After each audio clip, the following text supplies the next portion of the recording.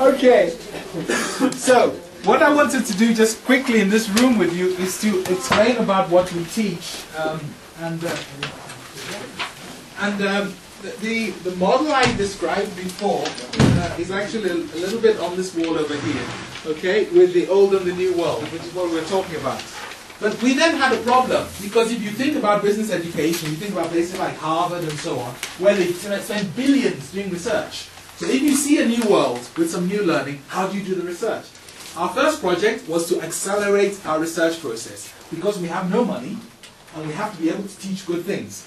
So we invented this 5-stage process, which I'm not sure if you can see. Normally when you do research, what you do is, you do a big analysis, you capture data, I'm sure you've come across it before, then you look for correlation or incidence, then you make graphs, then you try to establish what's going on. That's how business research is done. So they would interview 400 executives, and they would say, 400 executives, 200 of them said the most important thing in R&D is to have an open mind. Then they make a paper, okay? Then maybe somebody writes a book called Open Mind Generation, okay? Nobody knows if this is really true. All they did is they made a survey. So we said, no, this is crazy. It's not interesting to know what percentage of people, but what is the cause of R&D not being so fast? What is the cause of lack of business results? So we built a 5-stage process. We said, you know, find something which is new world, like companies are working hard but the business results are not there, or innovation is not so fast. Find that. Then from that one, interview not 1,000 people, but 2 or 3 people, to try to get to what's the cause. Our innovation is always blocked. Why is that? Because when we make open collaborative innovation with small companies, they don't want to sign non-confidentiality. Why is that? Because our non-confidentiality is 40 pages long, and they're only a small company. Aha! You with me? So we look for the causes. Then, once we have the causes, we then move to step 3, which is we make a diagram of it. We call it a bubble diagram. It's got lots of causality links, usually very untidy. Then we check with a few more people. Did you have this problem also? And we build it and make it very rich.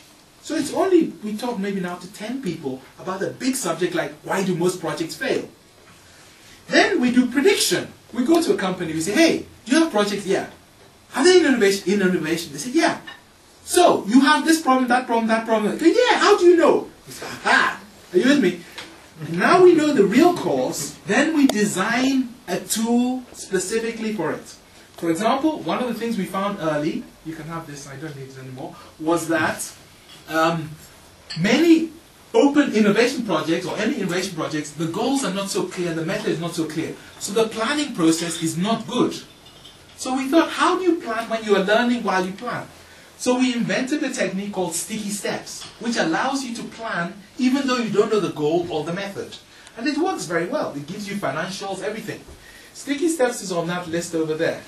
That list is a list of most of our most common tools which we teach.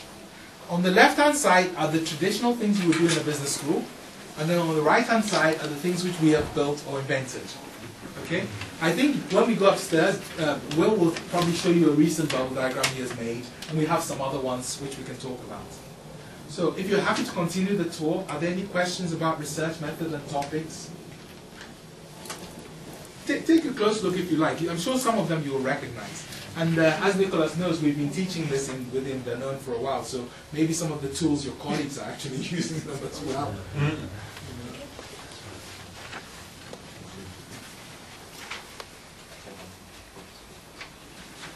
Okay.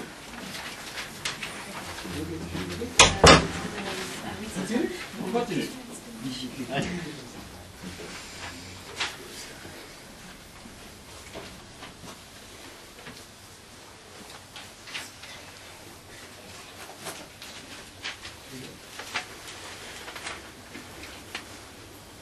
Okay, when you're ready, let's go.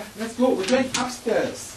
Okay, these stairs are 500 years old, so be careful when you're going up. Okay. And people were smaller in those days.